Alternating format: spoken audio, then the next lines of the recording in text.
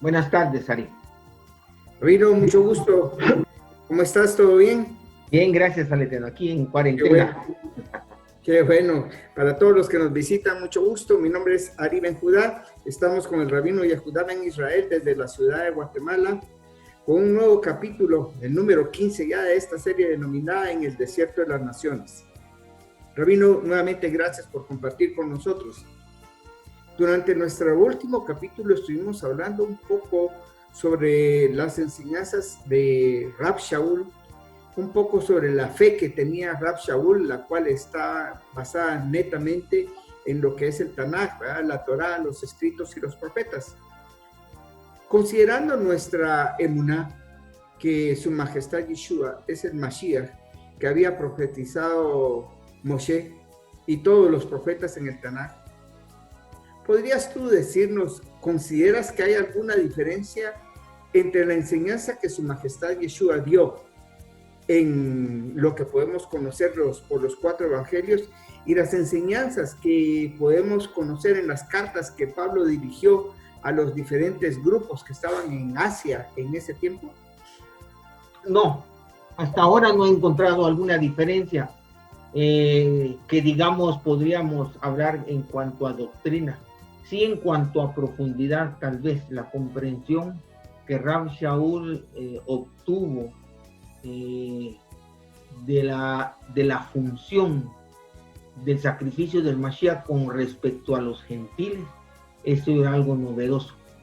Era algo que su majestad Yeshua no lo planteó tan claramente a sus discípulos, sino que fue entendido más claramente por Rab Shaul y más que todo en la terminación de la semana número 70 de la profecía de Daniel. ¿Ya? De ahí cuando termina la profecía, la semana 70, por eso su majestad había dicho que no fueran por camino de gentiles, ni entraran a casa de samaritanos, no sé si es al revés, pero esa es la idea. Precisamente porque tenía que terminarse el año, la semana 70 de años, que era dirigido al pueblo de Judá. Entonces, hasta ahí ellos no podían, todo era para el pueblo judío. Pero de ahí termina la semana 70 y después ya comienza cuando Kefa tiene la revelación del manto de animales que le dice mata y come en la playa, en Jaffa, y luego Rab Shaul que sigue. Y él dice en una de sus cartas que a él se le había revelado ese gran misterio que no había sido revelado antes a los hijos de los hombres, que es con respecto precisamente el efecto del Mesías para un gentil, su conversión, como el efecto de la purificación, es algo precioso. Él habla sobre que hemos sido comprados con sangre, pero ¿por qué se refiere a comprados con sangre? La Torá tiene muchas limitantes, digamos, Ari, muchas limitantes en cuanto a que una persona sea parte del pueblo de Israel. Por ejemplo, un bastardo, dice la Torá, no entrará en la congregación de los santos ni en la 10ª generación. Los egipcios, un egipcio puede entrar a la congregación de los santos después de la 3ª generación. Un moabita no puede entrar a la congregación de los santos. Así, hay muchas limitantes con respecto a cómo alguien que no es del pueblo puede llegar a ser parte del pueblo. Y nosotros, pues, imagínate, con dificultad conocemos la generación de nuestros abuelos, no sabemos más allá de ellos, de la 3ª, 4ª, 5ª generación, si hay un bastardo o si somos de origen egipcio, si somos, no sé, ¿ya? Entonces, su majestad Yeshua dice que fuimos comprados con sangre porque hay un pasaje legal en la Torá en donde dice que todo lo consagrado al Eterno por parte de los israelitas va dirigido al sacerdocio. Y dice que el sumo sacerdote tiene que comer de lo consagrado por el pueblo, o sea, de las ofrendas del pueblo. Entonces dice que puede comer él, su esposa, sus hijos, sus hijas solteras que estén con él. Una hija ya casada ya no puede comer de las ofrendas que son dadas para la manutención del levita. Dice ningún jornalero ni nada. ¿Te imaginas que una hija tuya, que tú eres sumo sacerdote, se casa y esa mujer es tu hija, pero ya no puede comer de las ofrendas? Ahora bien, pero si tienes un esclavo que tú compraste, un esclavo, ¿te imaginas que puede ser que no sea israelita, pero tú lo compraste? Entonces dice que ese esclavo que está en tu casa, que es de tu propiedad, puede comer de lo consagrado, puede comer de las ofrendas que los israelitas dan. ¿Te imaginas? Tu hija que se casó, no, pero tu esclavo sí. Entonces ahí está el principio legal que usa Rab Shaul para decir que fuimos comprados con sangre. Entonces cuando el sumo sacerdote, su majestad Yeshua, como función de sumo sacerdote, nos compra con sangre, entonces podemos comer de lo consagrado. Eso es algo ilegal dentro de la Torah. Digamos, entonces esa profundidad y en cuanto a la legalidad, la manera en que afecta el sacrificio de su majestad Yeshua, el efecto de su majestad Yeshua, de su sacrificio en el ser humano, cómo afecta la esencia de su majestad Yeshua, como lo explica Rab Shaul, no fue explicado en los evangelios, ¿verdad? Porque es importante ver que de alguna manera los evangelios, pudiéramos decir, y tal vez me refiero a Mateo, Marcos y Juan y Yohanan, es como un Mishnah, ¿verdad? Dentro del pueblo de Israel siempre ha existido la Mishnah, que es la Torah oral, las enseñanzas que estaban de manera oral, que iban pasando de generación de rabinos a generación, a sus discípulos, de generación en generación, y todo era de una manera oral. Su majestad Yeshua también, todas sus enseñanzas fueron orales, ¿ya? Es una Mishnah, por eso es que en algún tiempo nosotros llamamos a esos evangelios Mishnah real, o sea, era la enseñanza oral que el Mashiach, como rey de Israel, dejó. Más o menos a principios del siglo II, finales del primero, por la persecución, Judá, con el peligro de que esa Torah oral se perdiera, pues los rabinos estaban saliendo al exilio y siendo asesinados por los romanos. Yehudá Hanasi, se llama así, el príncipe se le llama, juntó a los sabios de esa época e hizo que escribieran esa Mishnah, y todo era oral para que no se perdiera, y esa es la Mishnah, la Torah oral que se tenía en el primer siglo, ¿ya? Luego en el siglo III, IV y V comentan los sabios esa Mishnah, y eso es lo que hace la Torah, eso es lo que hace el Talmud, ¿ya? El Talmud lo que es Mishnah más Gemara, Mishnah más Gemara, permíteme. Mishnah más Gemara. Hay un Talmud babilónico y un de Jerusalén. El babilónico, la diferencia entre uno y otro es la Gemara, la Mishnah es la misma.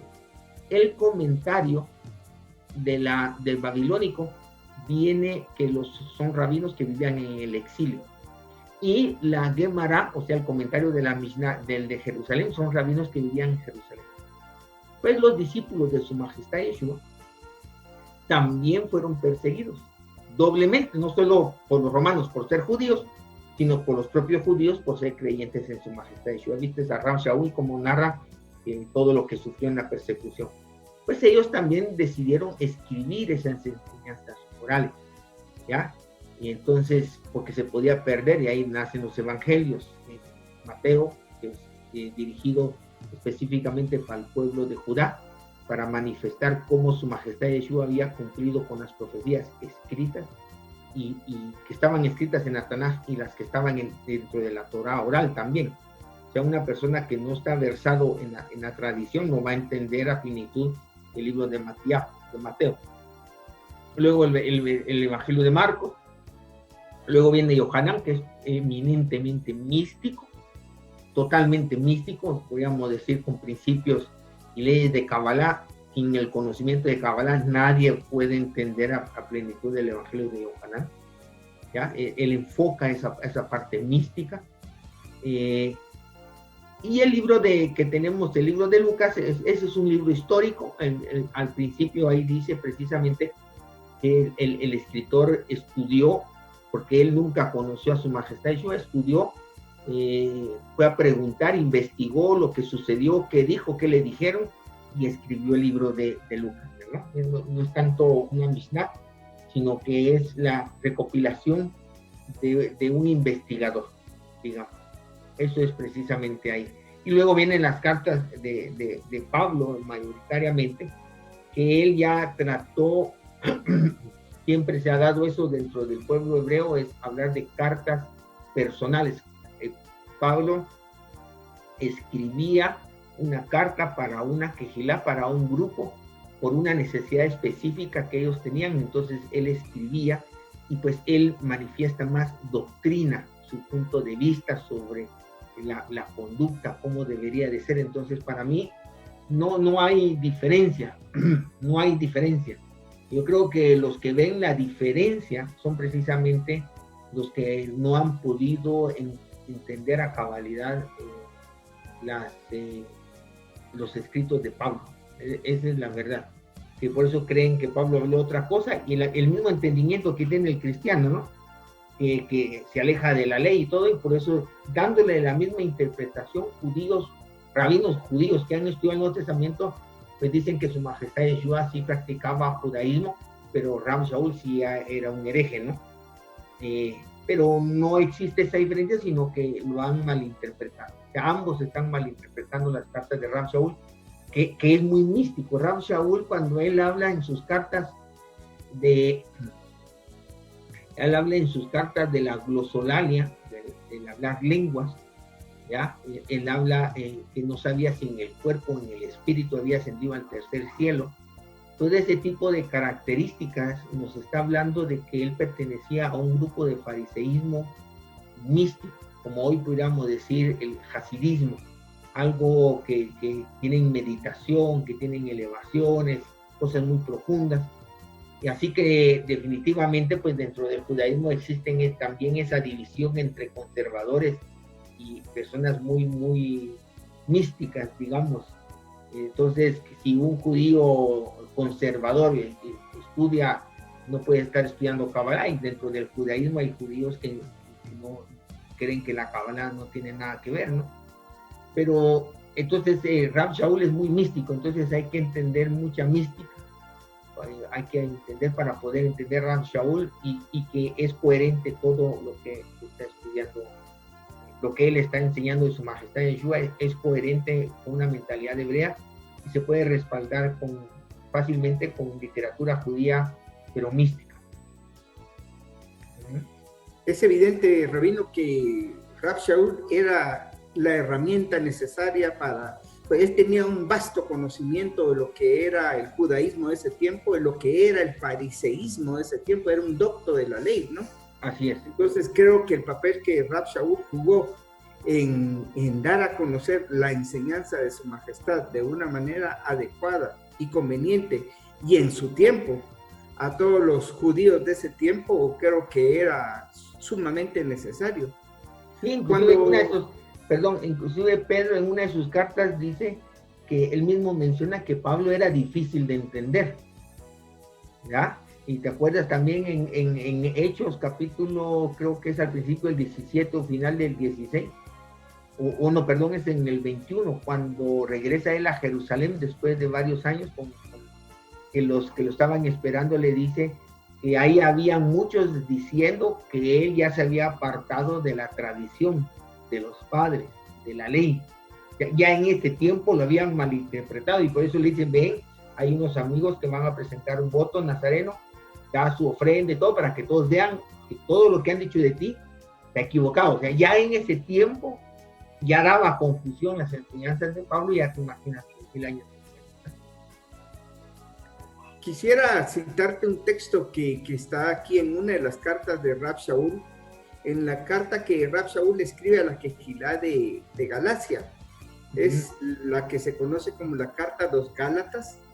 En su capítulo 1 hay un texto que me gustaría comentarte. Dice: Mas os hago saber, hermanos, que el evangelio anunciado por mí no es según hombre, pues yo ni lo recibí ni lo aprendí de hombre alguno, sino por revelación de su majestad.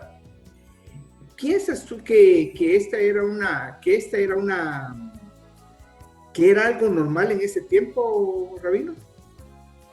¿Era normal que alguien tuviera una revelación como la que él tuvo? No, no creo. No, tal vez.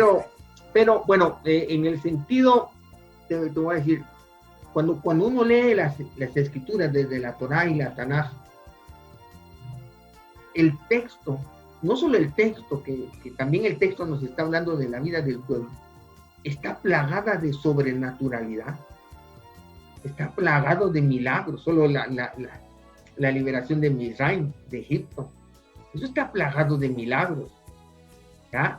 O sea, decir que era algo raro dentro del pueblo, no, era algo normal tener ese tipo de experiencias.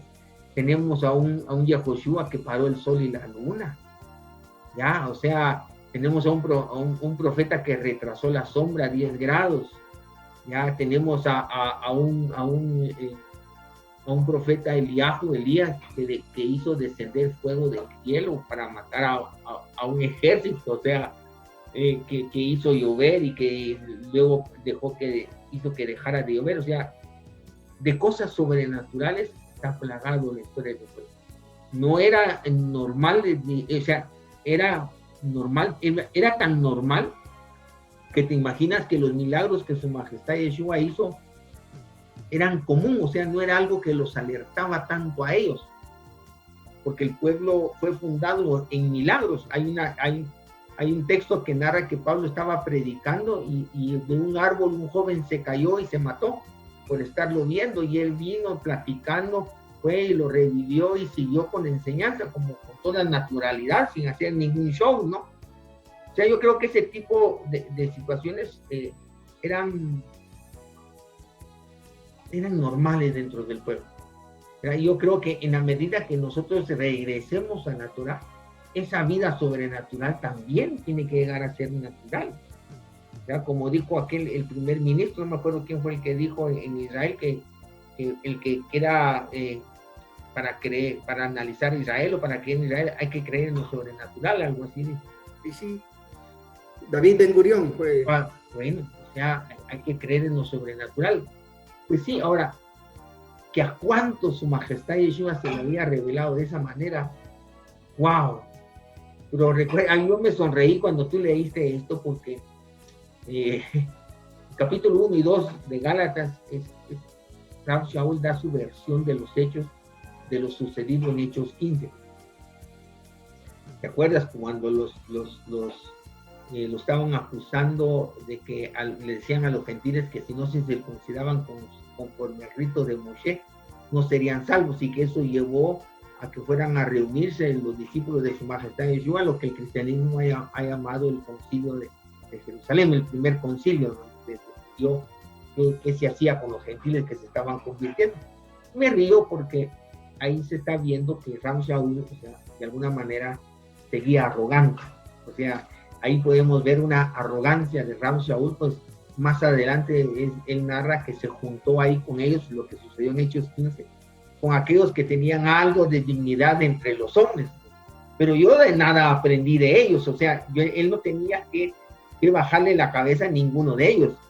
O sea, ahí muestra un poco de arrogancia, ¿verdad? Y por eso era ese aguijón que el Eterno le dejó para bajarle los humos, ¿no? Que él no podía predicar tranquilo porque lo perseguían, lo latigaban, lo agarraban preso, náufrago, para ver si así se fue domando. Pero un poco de arrogancia que tenía Rav Shaul era algo sobrenatural, sí, era algo increíblemente. Imaginas recibir esa enseñanza directamente del Mashiach una vez ya ascendido, ¿ya? Una cosa que también era maravillosa, que sus discípulos lo vieron, lo tocaron, hablaron con él, el verbo hecho carne, pero ya sí son cosas normales dentro del pueblo, que debería ser normal para nosotros, pero no era muy común, digamos, que nos pasaba mucha gente, ¿no? Ahorita que me comentabas esto, Rabino, recuerdo una conferencia que escuché del doctor Mario Sabán, que es un historiador judío muy reconocido a nivel mundial, y hablando de un libro que él escribió que se llamaba El judaísmo de Pablo. Ajá. El doctor Sabán reconocía que realmente Pablo era una eminencia, que fue un judío de judíos, era un fariseo de fariseos, y que el conocimiento de la ley que él tenía era vasto, ¿verdad? Y precisamente tocó el punto que te comentaba ahorita de que Pablo le narraba a los Gálatas que había recibido una revelación de su majestad. Y el doctor Sabán comentaba que en ese tiempo era muy común que un maestro o el jefe de una escuela, llámese Hillel o Shammai, dijera en su enseñanza, incluyera una presunta revelación que había recibido del profeta Eliyahu, del profeta X. Entonces esto no nos debería llamar la atención como decir algo, como tú dices, ser algo común, este tipo de milagros. Sin embargo, es algo fuera de lo común que su majestad haya hecho esta revelación, ¿verdad? Es impresionante. Sí, claro. Entonces, retomando el tema, sí hay mucha profundidad en Rabbi Shaul, y el error que ha cometido mucha gente que ha venido en este camino desde Misraim al monte Sinai a recibir la Torah, es la falta de comprensión de algunos textos de Rabbi Shaul, y eso los ha llevado a descalificar al Nuevo Testamento, ¿no? Todo lo que es escrito en el Nuevo Testamento, terminando por descalificar a su majestad Yeshua, ya que, como hemos platicado contigo, el único documento histórico que tenemos que hable sobre su majestad Yeshua, sobre su presencia en este mundo, lo que hizo, lo que dijo, lo que enseñó, es el Nuevo Testamento, ¿verdad? Y que es un texto muy importante para el cristianismo y para nosotros también, porque, como te acabo de decir, es el único documento que tenemos histórico que hable al respecto, ¿verdad? Y el problema es que por ejemplo, ahora en los últimos tiempos se ha dudado de su veracidad, pero, por ejemplo, cuando la Biblia textual es una Biblia cristiana de Sociedades Bíblicas Iberoamericanas, pues es la única que ha tenido el valor de poder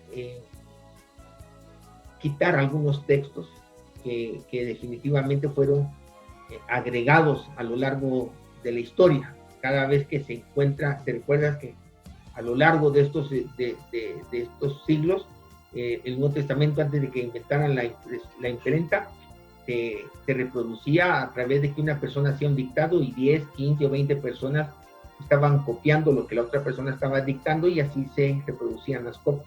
Pues resultaron con muchos errores. Por eso es que cada vez que se encuentra un manuscrito más antiguo, el más antiguo es más veraz. Entonces se ha encontrado que los más nuevos representan modificaciones, inclusive versos completos que fueron agregados, historias completas como la de la adúltera que le fue llevada a su majestad Yeshua, y que su majestad Yeshua se puso a escribir. Todo eso no existió en los manuscritos más antiguos. Quiere decir que a lo largo de la historia alguien lo agregó. ¿Te imaginas cuántas enseñanzas han dado sobre eso y nunca existió? O sea, solo te imaginas. Bueno, y entonces se habla que hay más de 200,000 variables, ¿verdad? Entonces, rápido, cuando te dicen 200,000 variables, tú dudas de la veracidad del texto, pero en realidad son variables como decir una coma, un punto, una falta de ortografía, y eso ya es una variable, ¿ya? Entonces, no son son diferencias de forma, no de fondo, ¿ya? Hay unas cosas que sí son importantes, pero que ya están localizadas, ¿verdad? El problema es que el religioso no puede discernir, siempre acepta o rechaza todo en bloque, ¿ya? Entonces le encuentra un error, entonces eso no sirve. No, así como hemos platicado contigo acerca del Evangelio de Lucas, que tiene sus errores, pues claro, es el resultado de una investigación que hizo Lucas, ¿no? una investigación y pudo haber cometido un error, sí, pudo haber cometido un error, y de hecho sí tiene errores en la genealogía de Su Majestad Yeshua. Cometió un error ahí, bueno, si estás viendo el resultado, ahora, si tú crees que esa es palabra inspirada por Dios, como dice el cristianismo, pues tienes un problema serio que resolver en ese evangelio, ¿no? Porque si es palabra inspirada por Dios no puede haber errores, pero sí tiene sus errores. Entonces nosotros, para nosotros el Nuevo Testamento es importante el estudio, importantísimo, supremamente importante. Sin embargo, son escritos que no están a la par de Jeremías, Ezequiel, Isaías, ¿no? Pero son sumamente importantes, como el Zohar. Dentro del judaísmo, el Zohar, pues hay tres. Hasta hoy yo conozco tres versiones del origen del Zohar. Una que oficialmente todos reconocen, que Shimon Bar Yochai lo escribió. El otro es que Moshe de León lo escribió más o menos en el siglo III, pero él dijo que tenía manuscritos más antiguos, que Shimon Bar Yochai lo había escrito, porque él no era de reputación muy honorable, digamos, o sobresaliente dentro del judaísmo para que sus escritos tuvieran validez o llamaran el interés, y así lo dijo. Y en la otra que dijo el presidente de Aish.com, él dijo que era el resultado de un cúmulo de sabios a lo largo de siglos que le iban agregando al Zohar. O sea que si vemos nosotros, el Zohar tiene también dudosa reputación, y que lo aceptamos todo en bloque o lo rechazamos todo en bloque. No, lo estudiamos, lo analizamos. Lo que nos sirva para entender las escrituras, bienvenido, y lo que no, pues no. Ya. Gracias, Rabino. Considerando ya un poquito más en cuanto a lo que es el análisis de Rab Shaul del Tanaj, ¿tú crees que hay algo que él haya enseñado que está fuera o sea, tú nos has confirmado ya que la fe de Pablo estaba basada en la Torá, en los escritos y en los profetas, pero aún así me llama la atención que el judaísmo se empeñe en indicar que él fue un apóstata. Realmente la enseñanza de Rab Shaul se apartó del Tanaj, de la Torá. No. Se apartó del judaísmo, e inclusive del judaísmo de hoy en día.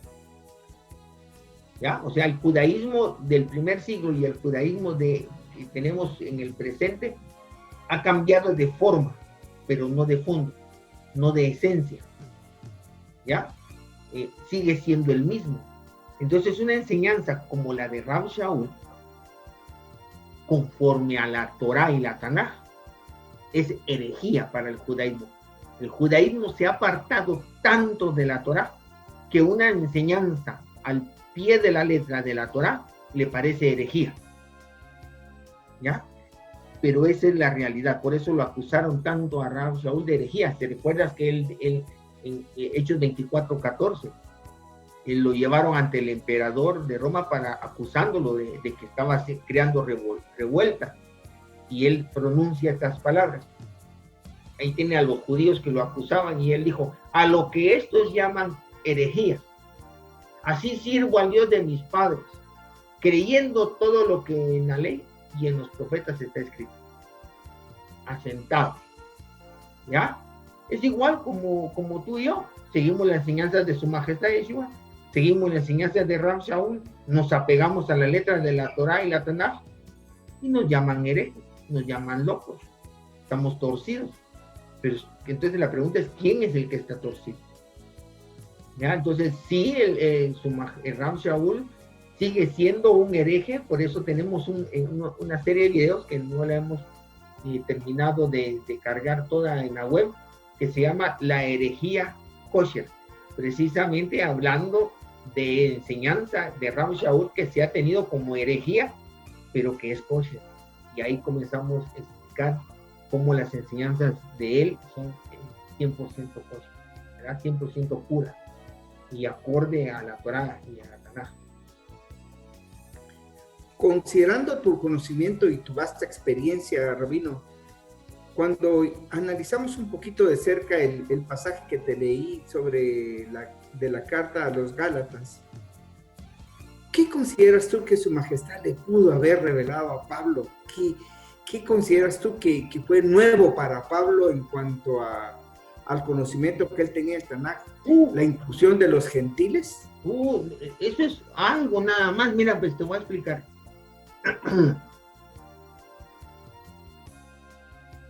El judaísmo ha tenido la información, ¿ya?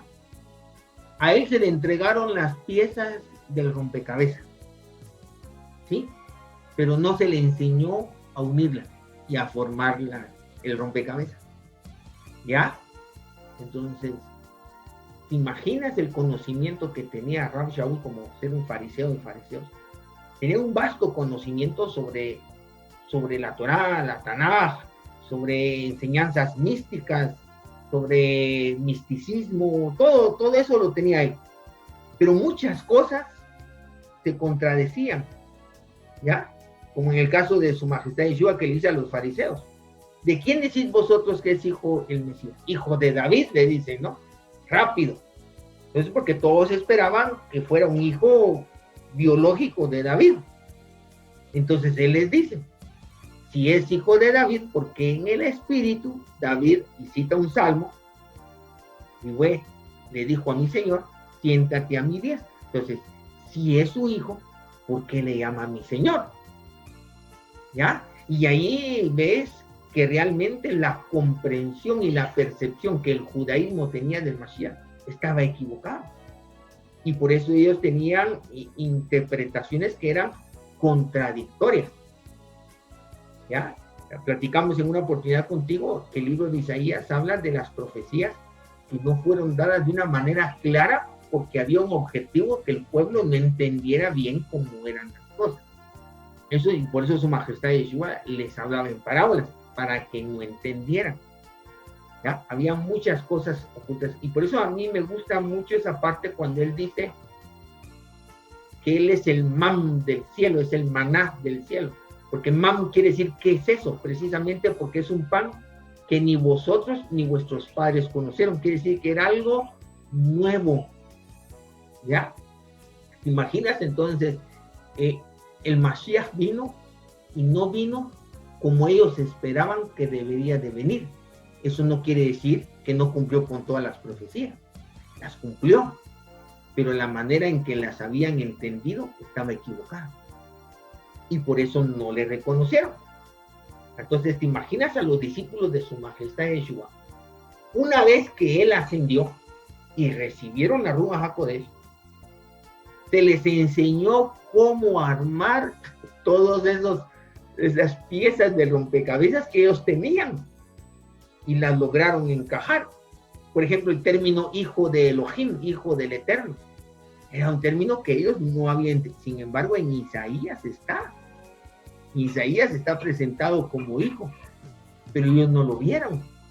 Entonces, por eso lo acusaban de hereje y de blasfemo cuando él se autoproclamaba como hijo del Eterno. Ellos no lo esperaban así. Sin embargo, Rav Shaul y sus discípulos después nos dan unas cátedras, más que todo Yohanan y Rav Shaul, unas cátedras sobre la esencia y la naturaleza del Mashiach, basado precisamente, no es que contradiga todo, sino todo tiene su base. Como te digo, todo tiene su base en el misticismo, en la Mishnah, en la interpretación de ese texto de la Tanaj, pero no lo habían notado. Y entonces cuando vienen ellos y comienzan a armar todas esas piezas, comienzan a maravillarse. Unas cosas preciosas, como aquel pasaje del profeta cuando anuncia el nacimiento del Mashiach en Betlehem, ¿te recuerdas? Que dice: un niño no se nací y va a nacer en Betlehem. Pero ahí dice: y su descendencia será desde los principios. O sea, dice su descendencia. La palabra literal quiere decir descendencia, quiere decir que él está antes de la creación, como un primogénito de la creación. El texto lo dice. ¿Te das cuenta? Entonces tenemos muchas partes que nos hablan, pero la riqueza fue que ellos lograron comprender, unir y eso era un éxtasis. ¿Te imaginas? Por eso Yohanan en su primera carta, capítulo 1, comienza con lo que era desde el principio, ¿verdad? El Insof, porque se les enseñaba. Todo eso era teoría, lo que era en el principio. con respecto al verbo de vida. Dice, lo vimos, lo tocamos, hablamos con él. Estaba en éxtasis, ¿ya? Claro, para quien no se le ha revelado el Espíritu y no puede armar las piezas, es una locura, es una herejía lo que este hombre está viviendo, ¿no? Y lo mismo está sucediendo con nosotros, Ari. Su Espíritu nos saca de la religión, nos lleva al monte Sinai, y cuando tenemos acceso a toda esa información, tenemos el Espíritu para ir armando. Él dice, esto sí, esto no, me explico. Y entonces, ya así, podemos entender perfectamente los escritos de los discípulos de su majestad Yeshua. A perfección. Habrá alguno o dos textos que no hemos logrado comprender, y ahí los dejamos hasta que el Eterno nos permita comprenderlo. No por eso lo vamos a desechar o decir que es una inserción, que están equivocados. Simplemente no los podemos comprender. Sin embargo, ya hemos avanzado bastante, y como te digo, todo lo que nosotros hemos entendido del Mashiach tiene base en escritos judíos. ¿Ya? Entonces quiere decir que no es una locura. Precisamente te iba a comentar, Rabino, que es increíble que aún la escritura judía de hoy en día, cuando la puedes interpretar con el conocimiento de su majestad, viene a ayudarte a armar todo el rompecabezas y sigue haciéndose más sólido, más sólido, más sólido, de una manera que esto está creciendo, creciendo, creciendo, y seguro no va a volver atrás, Rabino. No, hasta el Zohar dice, y en aquellos días todo el mundo se dará cuenta que la luz alumbró en Galilea. Lo dice el Zohar. ¿Qué dicen los comentaristas?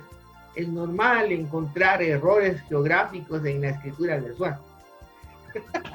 Ya no hay más que decir, ¿ya? ¿Por qué? No es que sean ciegos, no es que sean tontos, no tienen el espíritu, entonces no pueden comprender. Entonces, eso es el beneficio que tuvo Ram Shaul. Él entendió una profundidad que nadie había entendido. Por ese lado, Ari, es una parte con respecto a tu pregunta. Por el otro lado, en el judaísmo, me refiero al judaísmo como religión, una de sus bases es una de las bases de su fe es la creencia en el Mashiach. ¿Por qué? Porque es un fundamento, no es una misma, es un fundamento de fe, es algo que sostiene toda la doctrina. ¿Por qué? Porque la cosmovisión del judaísmo es que tenemos que trabajar en nuestra espiritualidad para prepararnos como vasija para estar listos en la revelación final que el Eterno va a dar de él al mundo, ¿ya? Entonces, el observar los mandamientos me purifica a mí para prepararme para esa revelación final. ¿Quién trae esa revelación? El Mashiach, ¿ya? Por eso quiere decir que cuando venga el Mashiach, él va a traer una revelación que antes no tenían los hombres. Por eso el mismo judaísmo dice que cuando el Mashiach venga, la Torah que él va a enseñar va a ser vana, la Torah que se va a estar enseñando en ese tiempo. O sea, sí hay una revelación extra que trae. Entonces, agregando a eso, que ellos tenían, el judaísmo, Ram Shaul tenía piezas sueltas, pero no las lograba unir. Con la revelación de su majestad Yeshua, logra unir eso y tiene una revelación que para el judaísmo al que él pertenecía antes era una herejía, era una locura. Y aparte de eso, es una situación, creer que su majestad Yeshua es el Mashiach, es creer que él trajo una revelación del Eterno que antes no habían tenido los hijos de los hombres. Entonces, que un creyente de su majestad Yeshua se ajuste a la doctrina y enseñanza de un no creyente en su majestad Yeshua es totalmente contradictorio. Y qué triste, porque esa revelación vino. Recuerdo aquel pasaje que dice, a lo suyo vino y los suyos no le recibieron. No le recibieron, así es. Entonces, ¿te imaginas? Hay mucha gente hoy en día que está idolatrando al judaísmo. Y aunque hay algunos que dicen que creen en su majestad Yeshua, esa es su idolatría a la religión del judaísmo, pues te está llevando cada día más a apartarse de esa realidad hasta el día en que llegan a negarlo. Entonces, desprecian. Es como aquellos que en la Torá, nuestros padres en el desierto, dijeron y se quejaron de ese maná insustancial. Y el Eterno les mandó a aquellas serpientes que los mataban. ¿Se recuerdan? Así esa gente está menospreciando el maná del cielo por seguir a otros que no tienen el maná. Entonces, ¿cómo quiero yo que alguien que no tiene el Mashiach me enseñe a mí? ¿Verdad? Como el último maestro que tuve una vez, me hablaba, por ejemplo, hablando sobre el nacimiento virginal, y él me decía, Javi, ¿cómo puede hacer que creas en el nacimiento virginal cuando dentro del judaísmo nadie esperó un nacimiento virginal? Mi respuesta fue, por eso fue que no lo reconocieron, porque vino como ellos no esperaban que viniera. Y además eso es falso, porque los judíos 200 años antes de la era común, que escribieron la Septuaginta, ellos sí creían en un nacimiento virginal. ¿Ya? O sea, sí, solo es tener la información a la mano, ¿verdad? No solo es que tener ese espíritu del Mashiach, que el Eterno tenga bien revelarnos cuál es la verdad acerca de un punto, sino que tengamos acceso a la información correcta también para poder saber que todo lo que nosotros creemos tiene un respaldo dentro de la tradición, dentro del pensamiento hebreo, y que no es algo que venimos trayendo del cristianismo. O peor, algo que nos sacamos de la manga. ¿Verdad? Así es. Sí, no, definitivamente considero que nuestra creencia y nuestra fe está bien fundamentada, Rabino, y sobre todo está fundamentada en lo que hemos podido aprender en la Torá, en los escritos y en los profetas, al igual que Rab Shaul. Así es, y ajustarnos a la letra, que puede haber entendimiento, puede haber revelación, pero nunca ese entendimiento, esa revelación nos puede apartar de la letra.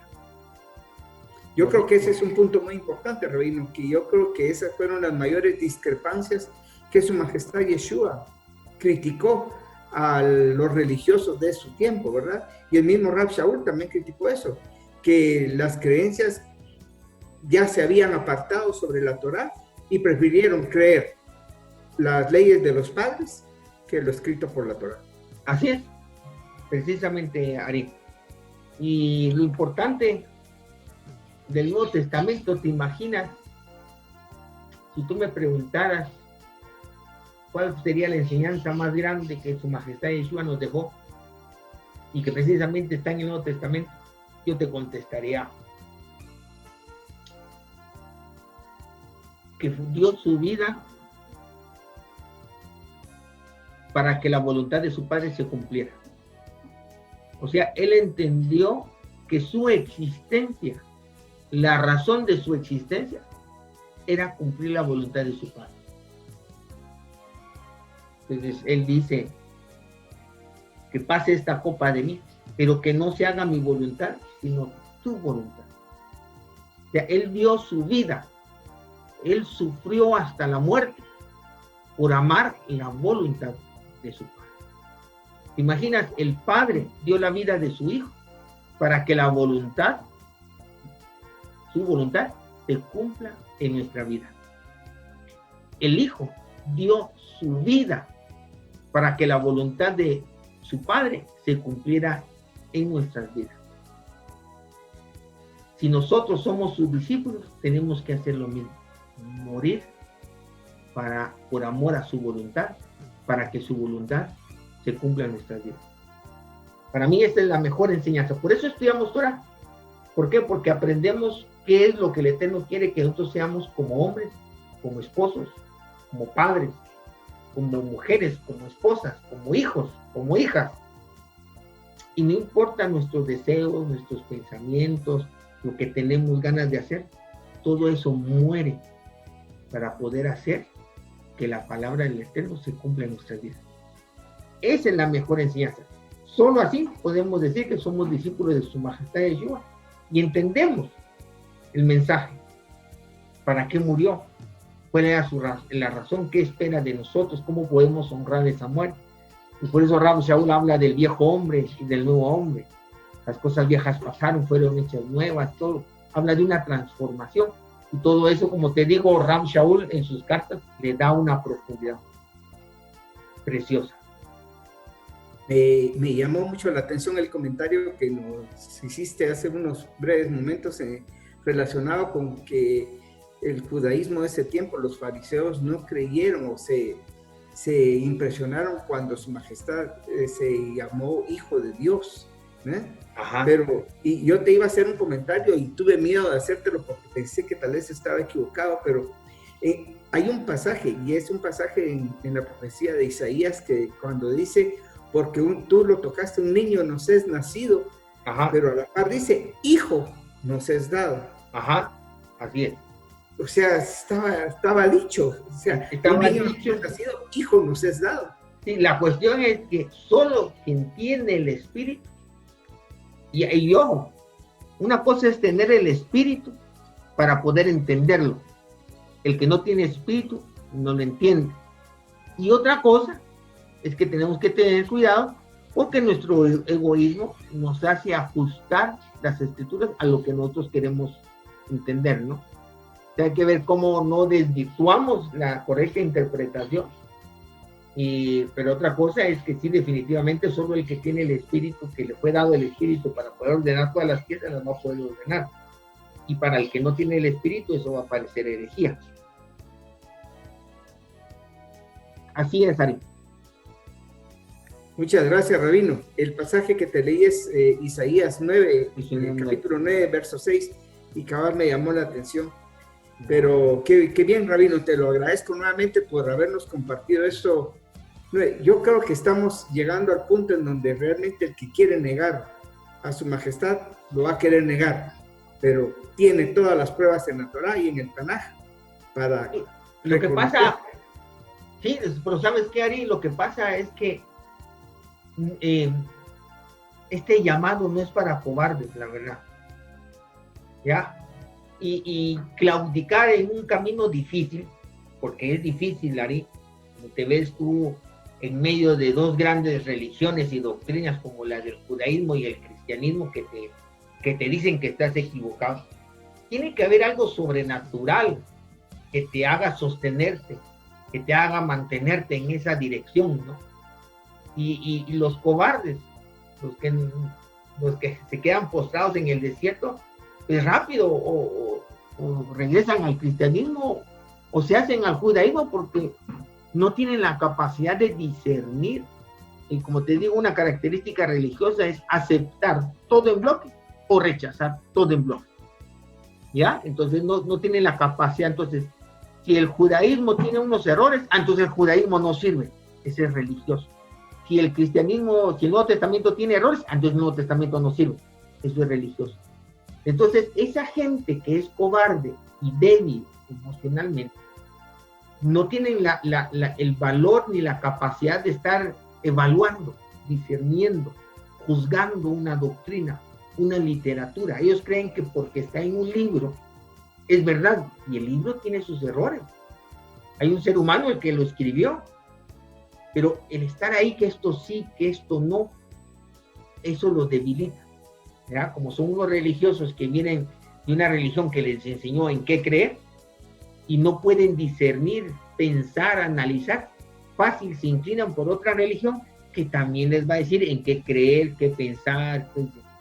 Entonces, realmente este camino, el camino de Efraín, no es para cobardes. Y realmente el que no tiene el espíritu del Mashiach no se va a sostener en esto. Y rápido es fácil que claudique. Leía una frase hoy temprano, decía, es fácil ser esclavo, lo difícil es ser libre. Sí, exacto. ¿Por qué? Porque la libertad conlleva responsabilidad. Imagina, por eso es que nuestros padres en el desierto hablaban de esas cebollas que comían gratis. En Egipto no era gratis. Ellos llaman gratis porque no conllevaba una responsabilidad. Igual que si tú te vuelves al judaísmo, tú delegas tu responsabilidad, porque no puedes discernir, analizar ningún texto, simplemente vas a seguir las instrucciones que se te den, como lo hacías en el cristianismo. Pero pensar, ser libre, discernir, analizar y decir, este es el camino que voy a tomar, y yo soy responsable de la decisión que estoy tomando, eso no es para cobardes, ni para esclavos. Así es, rabino, excelente. Cada vez que termino un capítulo de estos voy lleno, voy así emocionado, con ganas de gritarle al mundo. Así estamos los dos. Bueno, rabino, Gracias, nuevamente te agradezco mucho. Te veo la próxima semana, rabino, con un nuevo capítulo del Desierto de las Naciones. Gracias por tu conocimiento, rabino. Feliz semana.